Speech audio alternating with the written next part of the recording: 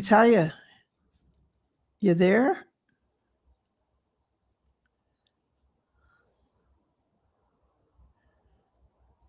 Hold on. I'm clicking going live.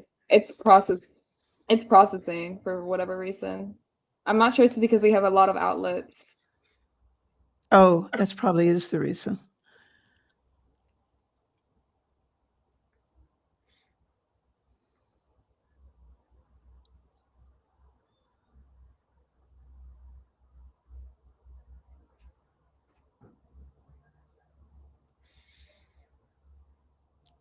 You're watching EarthSky. I'm Deborah Byrd, and I'm here with Dan Garisto, who's an independent journalist contributing news and other reporting to the prestigious journal Nature. Dan, since January, you and others at Nature have been reporting on the Trump administration's approach to U.S. science. So, what happened in late April that dramatically affected U.S. science funding? Sure. Thanks for having me on. There's been a lot of things which have happened since January, but in late April, this was a particular turning point for the National Science Foundation, which is a $9 to $10 billion funder of basic research from, astronomy to zoology. It covers everything. In late April, DOGE, which is the Elon Musk-backed Department of Government Efficiency, came to the NSF and they began terminating grants. It's this is a non-standard procedure, is what I would say. And so how many grants have they terminated? Yeah, this number is a little bit hard to pin down, but we've been working with sources internal to the NSF to get a sense for it. And right now, the current count stands at about 1,650 grants that we know about. And that's a total of over $1.5 billion in intended funds, Wow. which is one way of calculating sort of how much money was supposed to be sent to a grant. Okay, and that number keeps going up, right? Because it was 1,400 last week, and now it's it's 1,650, and the answer is I don't know exactly how high, but it's probably another couple hundred higher because there was another round of terminations on Friday. It's unclear exactly how far the terminations will go, but part of what started this was a report from Ted Cruz in the Senate, where he identified roughly 3,400 grants that they claimed were supporting DEI or quote unquote woke ideology. It's not clear that we'll get to that 3,400 number, which has had a lot of questions asked about exactly the methodology. But yeah, we are approaching 2,000, and again, it is a large amount of grants. These are grants which have been, I would say, targeted through keywords.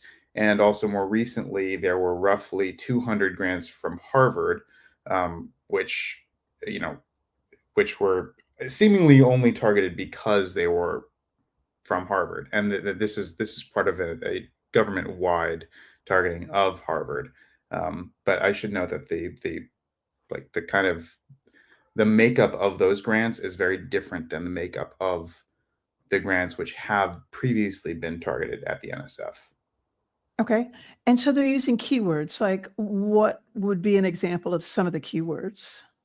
Yeah, so we don't know exactly which keywords Doge was using, but there is a list of keywords that the Cruz report used. And those were things like diversity, like female, like black, like bias, like minority. And this results in a lot of grants being flagged. The NSF conducted a grant review during late January and early February where they looked through, in part using the Cruz report's list of words, for grants that might be in violation of one of Trump's executive orders banning quote unquote DEI research. It's so strange because, I had a radio show before this for many years. And got grants from the National Science Foundation, and you had to use those keywords. Yes. You were pretty much obligated to speak to the question of underrepresented populations with respect to science, and that work that people did during those decades did a lot of good to bring some of those underrepresented populations into science. Yeah, I mean, that's certainly what we hear. And the other thing I would say is that it's been congressionally mandated since 1980 and reinstated into law many, many times that the NSF, as part of its goal to increase, and make science available to the American public, is to create avenues for education, for research, across the public, and especially to underrepresented minorities, which include women, which include Black folks, which means having grants to HBCUs, having grants to for example, tribal colleges. These are things that when you talk to people who have interacted with the NSF one way or another, how it's influenced their science career, they point to this. And when you talk to NSF staffers, whether or not they're involved in one of these, whether or not they're involved essentially in the education directorate, they say this is really important research. This creates a talent pipeline. We are very committed and invested to it. And yeah, I mean, the language about this kind of stuff has changed a little bit over time, but the intent has been there for nearly half a century. And it was there during the first Trump administration. Things remained basically unchanged. So Right. I think that's part of why this is so shocking. It is shocking. So, and it's not just a freeze on new and existing awards, is it? It's also a cut in overall funding to the National Science Foundation, which would affect things like staffing at the National Science Foundation. So tell us about that. Right. So a couple of weeks ago, there was a freeze placed onto new grants and onto additional funds for existing grants. And it seems like that was done because of a cut to overhead funding. There's this 15% cap, although that policy too has been frozen. But the point is, a lot of the NSF's grant making and grant providing functions have essentially ground to a halt. And all of this again is happening with, as you were saying, the looming threat of budget cuts. The president's skinny budget. This is not the official final budget, but this is what the president would like, what the OMB wants.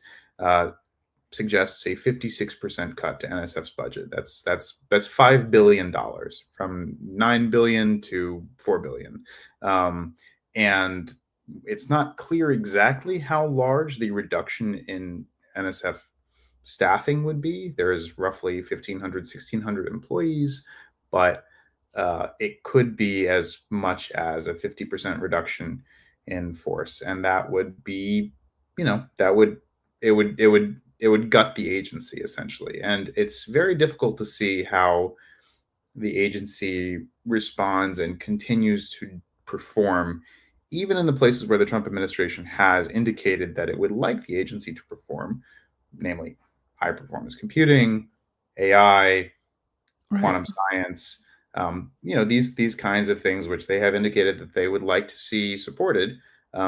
It's difficult to know what the NSF looks like after that kind of cut. I mean, when you ask people, what happens to an agency like that, people don't want to stay. It really, really is demoralizing. And yeah, I don't know that the same quality of work could come out of there. And the NSF is one of the world's biggest supporters of scientific research. Tell us about that. I mean, the benefits of the National Science Foundation support of basic research has just permeated our whole society. Yeah, I mean, I'm there are certainly people who are better qualified to speak about all of the sort of eventual spin-offs from NSF basic research. But one thing I would note is, just in terms of the size, if there is a $5 billion budget cut from the NSF, nobody's making that up. There are no private foundations. there's not even a continent waiting to make that up. I mean, Europe has proposed, I think it's about 500 million, and that's for all scientists across all of science, to sort of lure people over to Europe and support their research. But you look at these wealthy philanthropic organizations like the Moore Foundation. Nobody has the money to do what the federal government does through agencies like the NSF and like the NIH. So it's just not going to get done. That's I think that is the logical conclusion that many science policy experts see when they see these kinds of cuts. Well, it's not Yeah. going to get done in the U.S. Well, if it's not, and the problem is if it's not going to get done in the U.S., it's not clear where it's going to get done. I hear there's a lot of recruiting going on, that the Chinese and European countries are actively recruiting U.S. scientists at this point. There is, I think that they're definitely going to get some people, and they're definitely going to do some funding, but um, I just don't see where you make up all the money. Because again, it's not just NSF. There's a 40% cut for NIH, and that's at the level of tens of billions of dollars. Nobody has the funding for this, at least not right Right. now. So, what happens to a researcher who's told, I mean, because like I've heard you say additional funds for grants have been frozen. You said that a couple times. And I Yeah. mean, I know from my days of getting grants is that when you get, say, $100,000 grant, they don't just give you $100,000. You have to give them a budget, and then you draw down the money on Right. some regular basis, whether that's monthly or quarterly or whatever you agree with the NSF you're going to do. So basically, there are these projects that are ongoing, and they've been drawing down the money to pay their people and do what they're trying to do for their project. And now that's just been stopped. So it's been So 3 weeks since late April. What are they doing? okay, so as far as I know, people are still able to, generally speaking, draw down existing funds. What the freeze is doing is it is preventing the addition of any additional funding, which for a yearly increment, Oh, um, okay. which is coming up soon. And I mean, Right. this is a serious pressing concern. So if you have funding in there, you should be able to draw it down. If for some reason you are not able to do so, you should contact me or Reporters at Science, or somewhere. That would be a new and concerning development, and that has happened, to be clear, at other universities for other agencies. Funds have been frozen. NIH funds have been frozen at other universities. People cannot even draw them down. NSF funding has been frozen in the sense of no more additional funds will be sent to researchers. But as far as I know, non-monetary additions can still happen. So you can still draw down money, and you can still do things like, there's something called there are non-funded extensions of research which allow you to do these. So it's very concerning. I want to emphasize that. I mean, this is totally without precedent, and it's not clear when it will be repealed. It's not clear that people will receive their yearly increments in August or September, when those tend to come around. And the shortfall, the budgetary shortfall of something like the 15% cap. So just to very briefly explain this, when a grant is given, there is direct funding. So if you receive $100,000 in direct funding, there is also a portion of indirect funding, things like keeping the lights on at the building, things like paying for accounting staff or IT, things which are really hard to exactly figure out how much each individual project has. So these are negotiated by the government and the university, and they're usually about 50%. So that $100,000 would also have a $50,000 indirect proportion. What the NSF is trying to do, and is following on the heels of the NIH and the Department of Energy, is put a 15% cap on that. So that 50,000 number would now be 15,000 number. The difference at the scale of funding that the NSF is giving is hundreds of millions of dollars for universities across the country. And the thing is that so universities are suing about this. These are top tier R1 research universities, Harvard, Cornell, University of Minnesota, et cetera.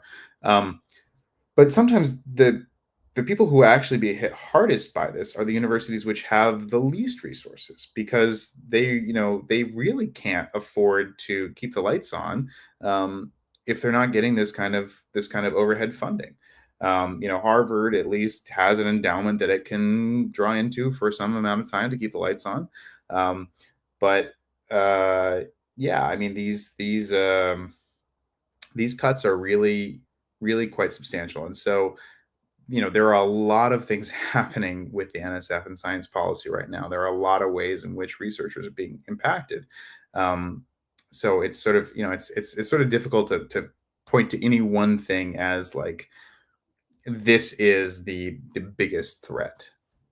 Right. There's so much. And it's not just the NSF, is it? There's other federal agencies are being affected as well.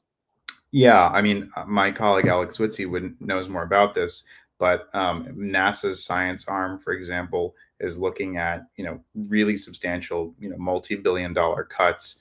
The Environmental Protection Agency's scientific divisions are essentially they're being slashed to the point of nearly being shuttered.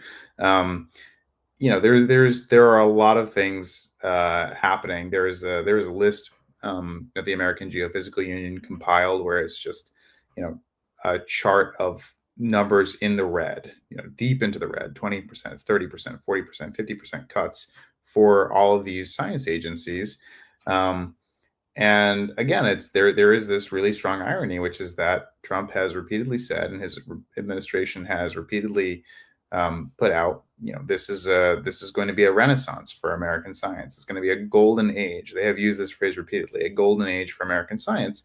And I think that one of the things which happened from the first administration is that people essentially attributed some of the funding successes to the president, although they were really a result of Congress, because Trump put out, so from 2017 through 2020, his presidential budget repeatedly lowered, now not to this extent, but repeatedly lowered the amount of funding given to science agencies, and Congress sent it back every time, pumping the number up. And as a result, what you actually had by the end of the 4 years was a slight increase in terms of domestic non-defense science funding.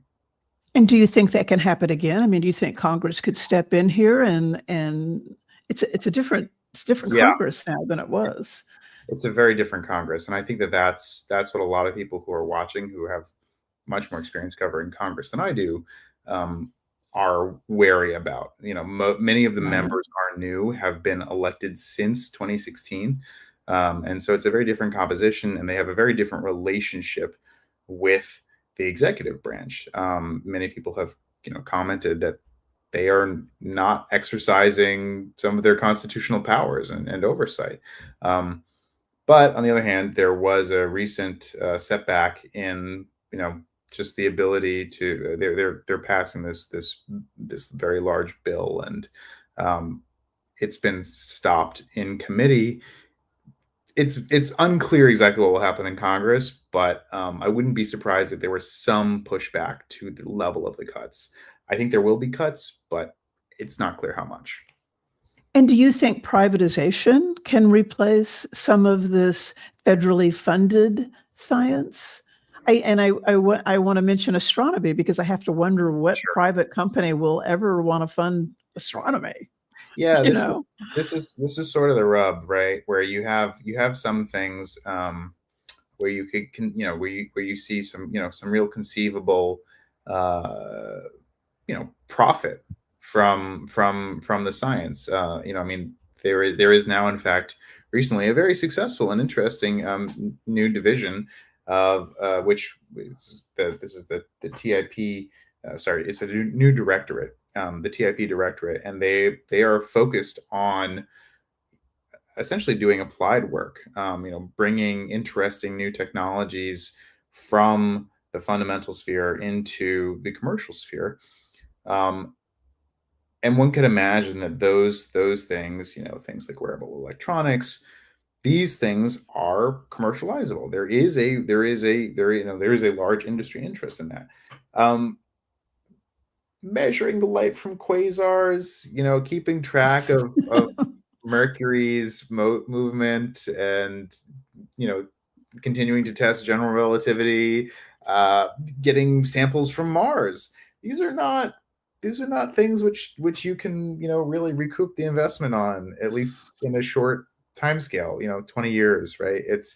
There's sort of I think there's like it's either the fruit tree analogy or the barrel of whiskey analogy. If you can't make a profit within 12 to 20 years, it might be better left to the government.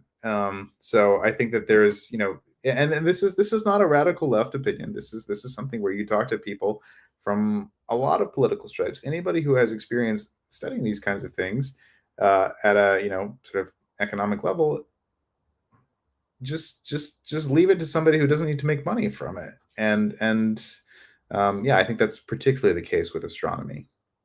Yeah. Dan, thank you. I wish we could keep talking, but we need to get out of here. So thank you so much for joining us today. Thank you. It was a pleasure talking about this unfortunate subject with you, Debbie. Yeah, thank you. I've been speaking with Dan Garisto, who is an independent science journalist and a contributor of reporting to the journal Nature, which is based in London. Dan, thank you so much. Thanks again. So for today, that is it. I'm Deborah Byrd. We hope you'll join us live tomorrow and every weekday, midday in North America or 1715 UTC. We hope to see you then. One Earth, one sky, EarthSky.